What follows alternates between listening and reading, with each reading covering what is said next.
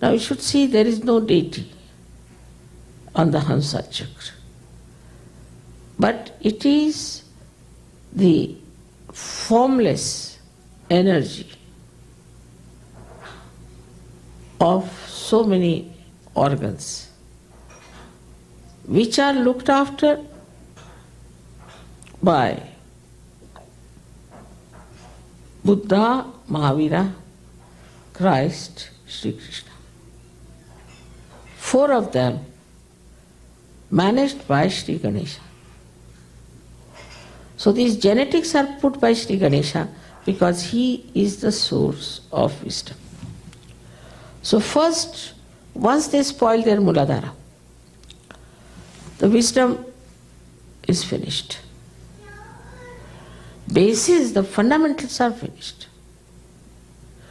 That's why immoral life is very detrimental to our life, because we lose our discretion. The discretion is lost. Then if you can awaken Sri Ganesha in the Hamsa Chakra, then suddenly you belong to the higher race of Sajyogis. It's surprising, I've seen people overnight give up their drugs. Very immoral people become extremely moral because of this chakra being suddenly awakened.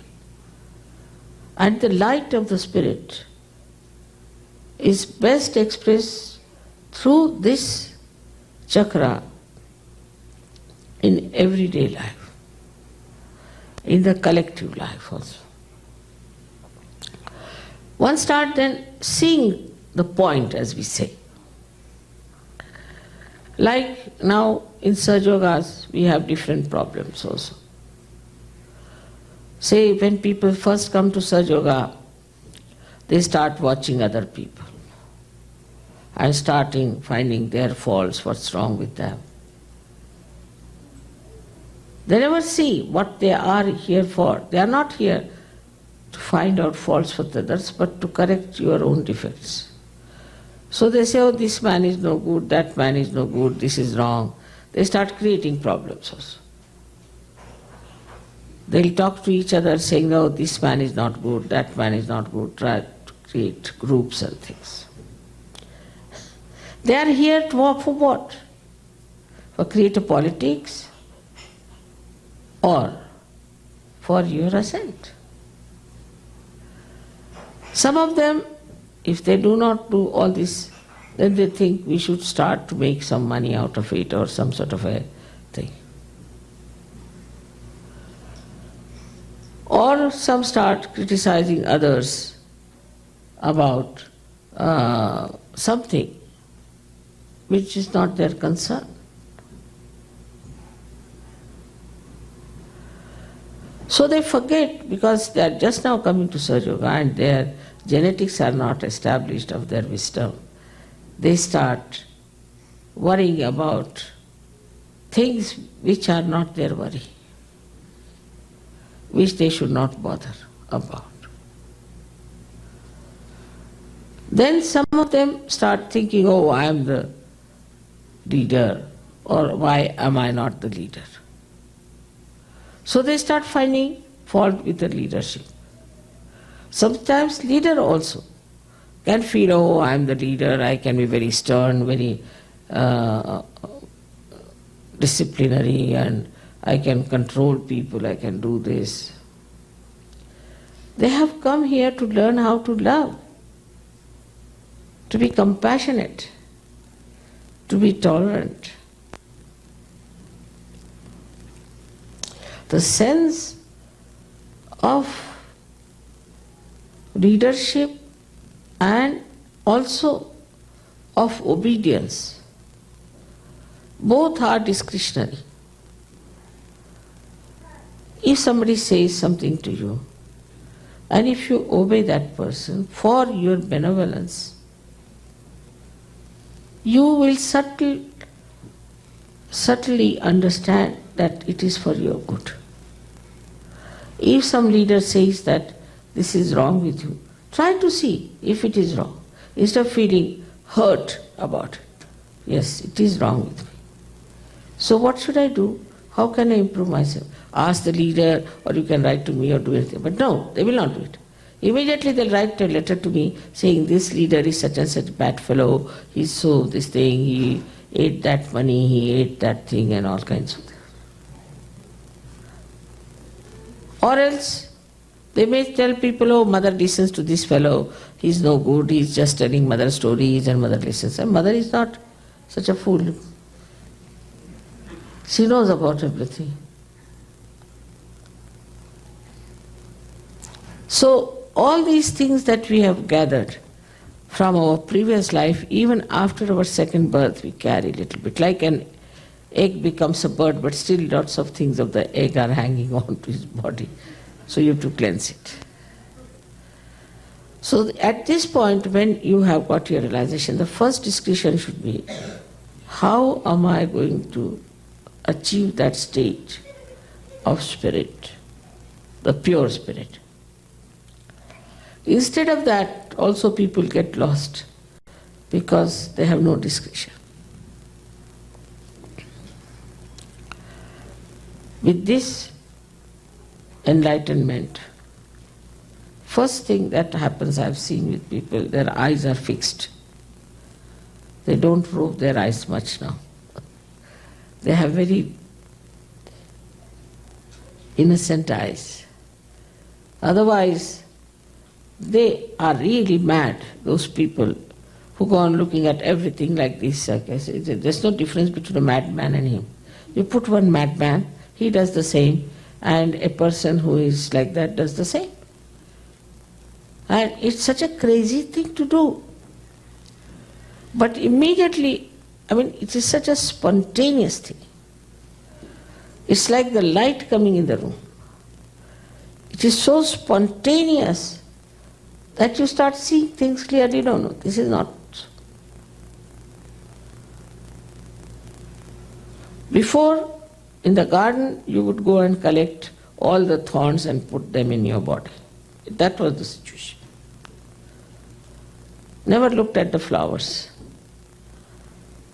And suddenly, after realization, you'll be amazed. You just see flowers and don't bother about thorns. Or if you find, you take them out. There is joy even before realization and after realization, but there is no capacity to enjoy. That capacity comes to you after realization. And the main thing that happens to you is the discretion. Then like the swan, you just take the milk of everything. At everything, your attitude becomes very different. Start seeing things in a different angle.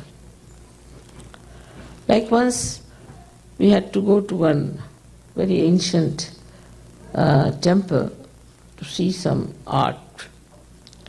Me, my son-in-law and my daughter, we were walking up. We had to walk for miles up the hill. And they were very tired, so we went into one temple and just laid down ourselves. They were so tired. At that time I said, see these elephants, see how beautiful they are.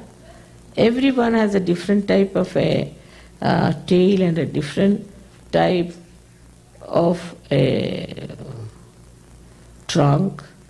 The poses are different. So many of them are like that. My son-in-law said, Baba, we are so tired. How are you looking at these things? Because attention didn't go to my tiredness, but to those beautiful things. Same thing, you start sucking in the milk. There is joy, but you cannot feel the joy because the power, that subtle power of divine discretion is not there. Once that comes in, you start enjoying everything. It's just the same. Life is just the same. Nothing has changed. Same house, same family, same city, same environment, but you start enjoying. Because the sensitivity of your Hamsa chakra is now only for divine discretion, and you immediately know, and then you don't want to do anything with the thorns. Only want to gather flowers, and you know how to gather flowers, and you are in joy. So the light of the Spirit which shines through your Hamsa chakra gives you wisdom. Wisdom doesn't mean that you know how to argue things or you fight with people. No, it doesn't mean that. Wisdom means how you take to the good side of everything to enjoy it. This is wisdom. And that you avoid all destructive things and take to something constructive. Now you are going, say, on a road, and it's written there, there's danger. Before realization, they will say, all right, let's see what is danger. They will jump into it and say that we have got nirvana by killing themselves. Such explanations. But a sensible man will say, all right, danger, go back. What's the harm? After all, he preserves himself. He respects his life because he knows now he has become the instrument of God. So wisdom comes to you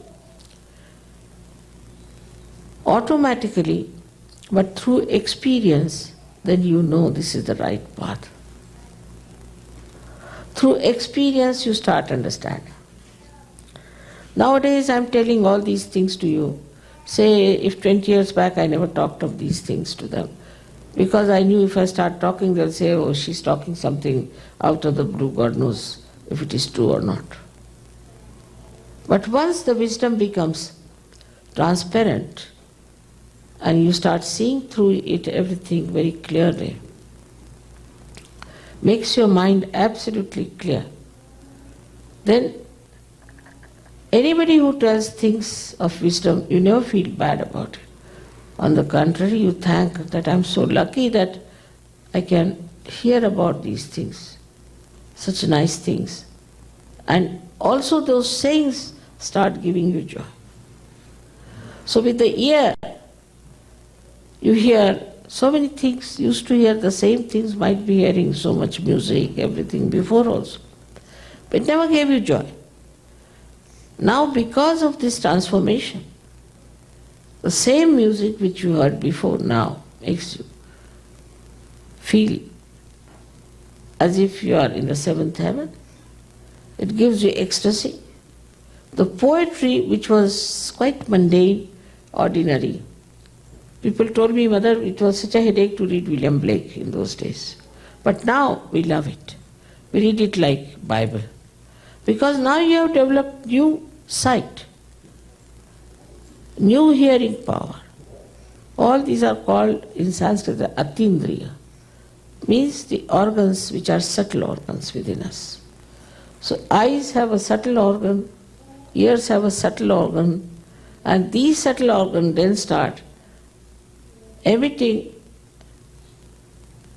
such responses to all the surroundings that you just gather whatever is beautiful. Say it is very dark. Normally you'll be frightened. But if it is very dark, you say, oh, it's very good. How we are enjoying, it's such a venture something. You'll go slowly, slowly holding each other's hand. Supposing it is very hot, then if somebody says, people may start, I don't know what they would do.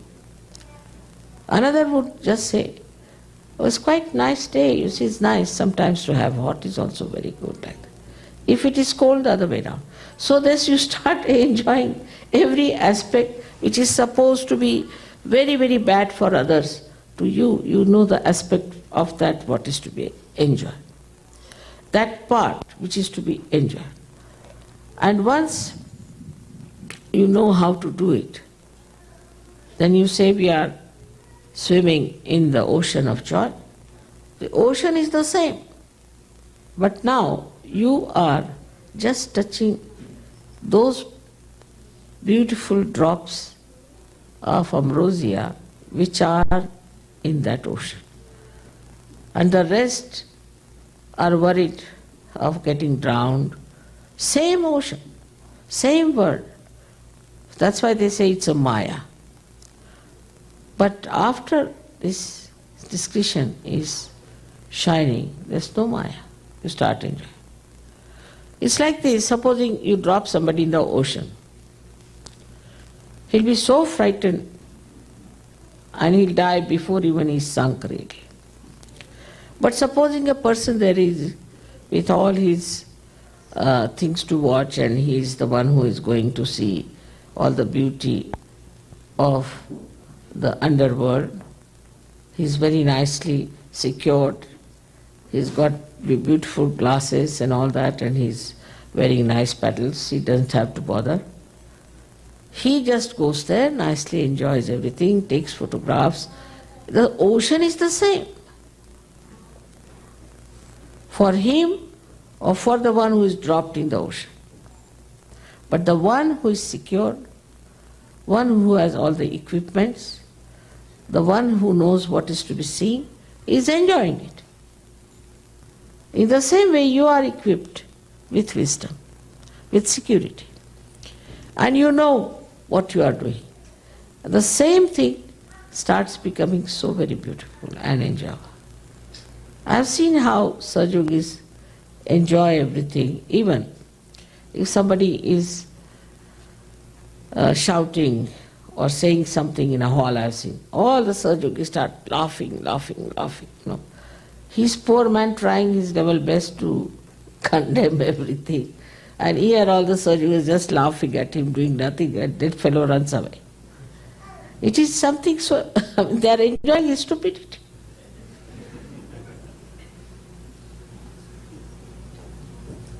So the whole attitude of life is so changed because of this Hamsa Chakra. And you are not even aware that you have developed that wisdom automatically. Then you start also consolidating it and making it your own enlightened faith, because every time you see it, whatever you believe in just works out.